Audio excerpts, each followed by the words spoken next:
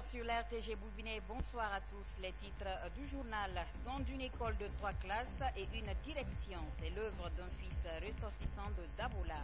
Un geste qui vient pallier le déficit de collège de la localité. Hadja Rabiatou Sera Diallo, présidente du Conseil économique et social, s'engage dans un nouvel élan pour insuffler une nouvelle dynamique à son institution. Les échos, c'est dans un instant.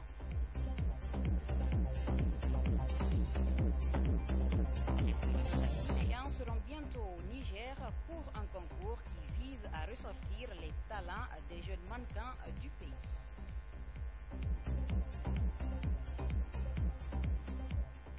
Bonsoir à tous, bienvenue dans ce journal. Direction d'Abola.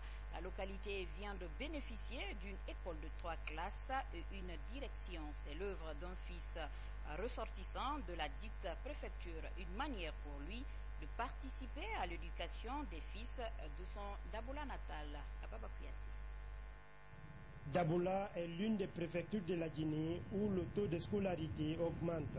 De nos jours, Dabola compte que 2 collèges publics qui présentent des signes de pléthore pendant l'année scolaire.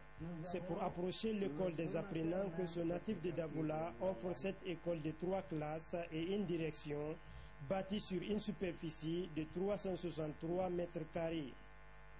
Aujourd'hui, ces choses faites grâce à l'appui des autorités locales ainsi que celui de la communauté qui m'ont appuyé pour faire de mon rêve une réalité. Cette œuvre qui a coûté une bagatelle de 600 millions de francs guinéens n'est que le début de nombreux projets que j'ambitionne pour la préfecture de Dabola. Ce collège de proximité pourrait pallier au déficit de collège dans la localité. Auparavant, les élèves parcouraient 3 à 5 km pour se rendre à l'école au centre-ville. D'où la réjouissance des autorités communales et préfectorales du geste. Ce bijou vient désengorger un peu le collège et le lycée de Dabola. Quand vous prenez les villages qui viennent de Kalela, Koufa, Kinyeko, Konkoroya et qui traversent la ville, qui vont jusqu'à Dabola-Koro, c'est des risques. Mais aujourd'hui, ce bijou vient répondre à ces risques. Le don de cette école résout le taux de scolarisation de la communauté de Dabola. Mais surtout, cela vient pallier à des difficultés très énormes qu'on avait dans le temps. Nous ne cessons de remercier Saoud Kouyaté qui a démontré encore une fois de plus son patriotisme envers la préfecture de Dabola. Les jours à venir, ce temps de savoir pourrait servir à former et à éduquer plusieurs enfants de la localité. De Dabola, nous venons à Conakry. Le Conseil économique et social est une institution qui a pour rôle fondamental de contribuer au développement socio-économique du pays. La nouvelle présidente Hadja Rabiatou Sera Diallo entend renforcer cette tâche à travers une restructuration profonde de l'institution. Nemana Kamara nous décrit l'ambiance. Après la CNTG, Confédération nationale des travailleurs de Guinée, où elle a fait preuve de syndicaliste aguerri, Hadja Rabiatou Sera Diallo est aujourd'hui à la tête du Conseil économique et social. Une institution dont elle se réjouit d'être la première personnalité et qu'elle ambitionne redynamiser. Mon ambition, c'est de faire connaître le Conseil économique et social, promouvoir le dialogue à la place des violences, pour que chacun sache qu'ils ont leur place au niveau du Conseil économique. Parce que nous devons remonter les informations, donner conseil aux chefs de... Mais si le peuple même ne sait pas qu'est-ce que c'est que le Conseil économique, si les décideurs même ne savent pas quel est le rôle du Conseil économique et social, il sera difficile. Mesurant à sa juste valeur la tâche qui l'attend, la nouvelle chef de l'institution tend la main aux femmes qui sont, selon elle, les garants de la paix et du développement durable. J'en appelle à tout un chacun de m'aider, particulièrement les femmes qui donnent vie, qui donnent naissance. Donc, je souhaite réussir, ouvrir la porte aux femmes pour qu'on sache que la femme au pouvoir, ce n'est pas le monde à l'envers. On peut nous faire confiance, nous confier des responsabilités. Selon Hadja Rabiatou Sera Diallo, cette importante institution mérite d'être restructurée à tous les niveaux, surtout en équipement. Après le scrutin électoral du 11 octobre 2015, les citoyens guinéens saluent la maturité politique des électeurs et multiplient également à livrer les messages de sensibilisation pour le maintien d'un climat de paix et de la cohésion sociale. Alseni Listo Camara, reportage. Depuis la proclamation des résultats provisoires de l'élection présidentielle du 11 octobre par la CENI, certains citoyens guinéens sont préoccupés par la préservation de la paix. Chacun, à ce qui le concerne, fait de sa part la sensibilisation. Il faudrait que les parents d'élèves dans leur position de parents responsables pour inculquer le civisme et l'éducation familiale qui sied à la jeunesse. Et quant aux partis politiques, ils ont l'obligation de la formation, de la sensibilisation et de l'éducation de leurs militants. Donc, que ce soit l'État, que ce soit les familles ou les partis politiques, chacun a sa partition. Pour Alpha Ibrahima Kera, la victoire du champion du RPG Arc-en-Ciel est une récompense que le peuple de Guinée a voulu placer à l'homme du changement. Je peux attester ici sur l'honneur que le professeur Alpha Condé était le meilleur des candidats. Et le peuple l'a reconnu, il l'a plébiscité, c'est une très bonne chose. En attendant les résultats définitifs par la Cour constitutionnelle, la préservation de la paix et l'unité nationale doit être le chef de bataille de tous les Guinéens à venir. Justement, cet autre élément qui suit aborde la même préoccupation. La paix et l'unité nationale comptent beaucoup pour les fils du pays, nous dit ici Mamadiko. Les élections présidentielles du 11 octobre 2015 se sont déroulées dans la paix et la sérénité en Guinée. Cette maturité politique des Guinéens est saluée par des citoyens malgré quelques petites défaillances constatées ça et là. Quand j'ai fini de voter, je suis resté un peu pour observer ce qui s'est passé. Il faut le reconnaître. Ça s'est passé dans le calme, la sérénité et dans la transparence. Il n'y a aucune élection qui est aussi parfaite à 100%.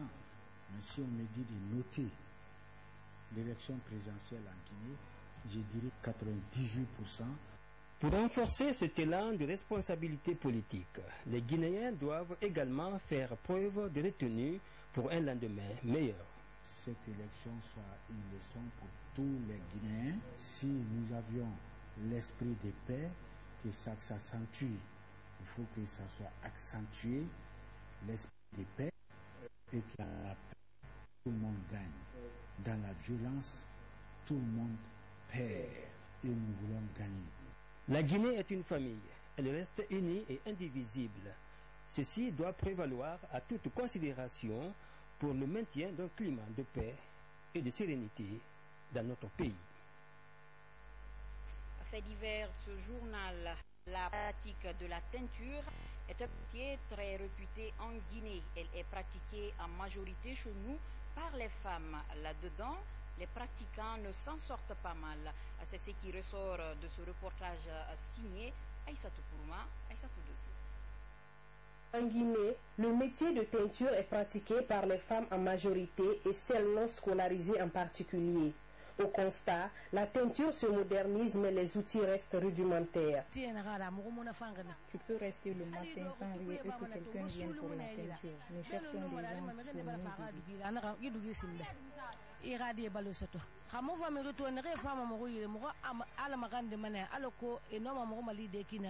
Malgré les difficultés que rencontrent ces teinturières, ce métier reste pour elles leur principal centre d'intérêt. L'importance de la teinture est énorme. Si on nous aide comme à Bamako, nous pouvons faire mieux.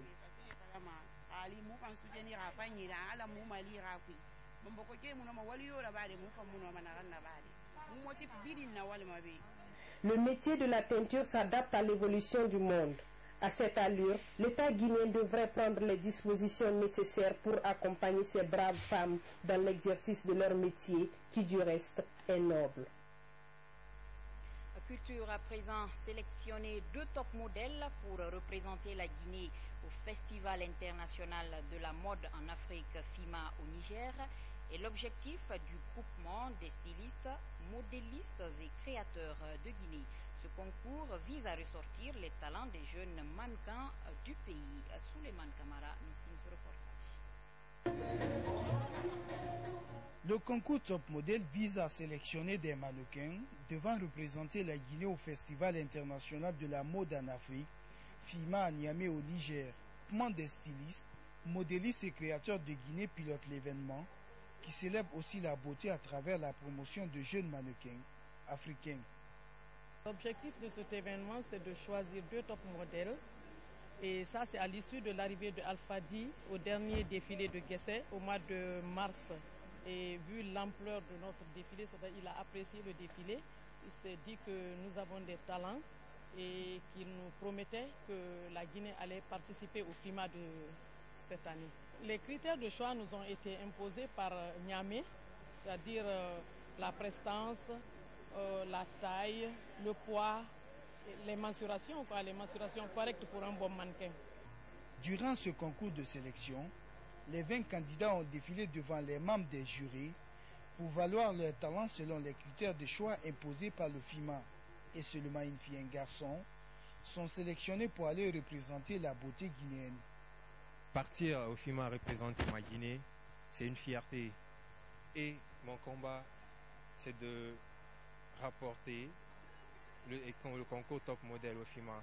Une manière de montrer au monde qu'en Guinée aussi, on a des bons mannequins. Je suis toute heureuse, fière de ma prestation, fière de ce que je viens de faire parce que durer dans le milieu et puis être récompensée de la sorte, je pense que je ne peux que sauter de joie. Le Festival international de la mode en Afrique FIMA regroupe chaque année pendant plusieurs jours des personnalités mondiales de la culture. Ma Guinée a du talent, bonne chance à vous. Donc, sport pour boucler ce journal.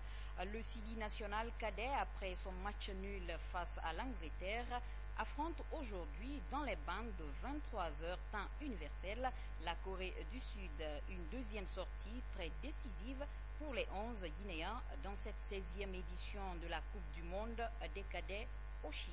Ibrahima Souma, reportage. Le Sili national cadet de Guinée était opposé à l'Angleterre le samedi dernier en match d'ouverture de la Coupe du Monde des moins de 17 ans. Les protégés d'Amidou Camara n'ont pas tremblé face à l'adversaire. Score final, un but partout. Une première prestation très impressionnante, appréciée par certains connaisseurs du football.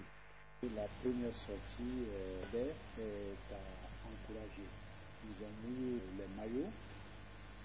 Il y a eu quelques défaillances par rapport au comportement égoïste de certains attaquants, notamment Yves, 2 autres de ses collègues, Nabi Bangoura, s'il aurait pu gagner 4 buts à 1. On est naturellement talentueux. Ils n'ont pas de raison à avoir froid aux yeux.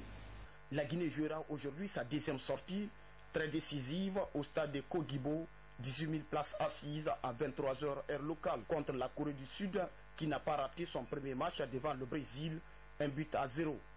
Il nous faut impérativement gagner ce match pour se mettre à l'abri. Franchement, je demande à tout le monde, tout le peuple de Guinée, de se lever, de se mobiliser pour accompagner ces jeunes.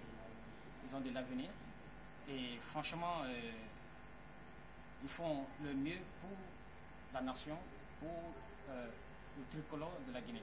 Ils sont encouragés, ils ont besoin de notre soutien, du soutien de tout le peuple de Guinée. Si les cadets détiennent qu'un seul point, la Corée du Sud occupe la tête du groupe B avec 3 points suivis de l'Angleterre et la Guinée, 1 point pour chaque équipe. Le Brésil occupe la dernière place. Bonne chance au Sili cadet de Guinée. C'est la fin de ce journal. Merci de votre aimable attention. Que Dieu nous garde. Au revoir.